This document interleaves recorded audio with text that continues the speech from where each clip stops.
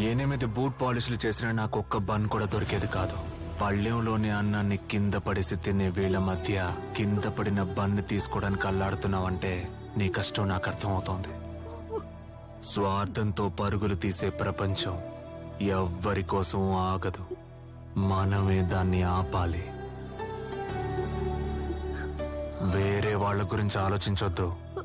వాళ్ళెవ్వరూ నీకన్నా గొప్పోళ్ళు కాదు. ప్రపంచంలో తల్లిని మించిన యోధులు ఎవ్వరూ లేరు.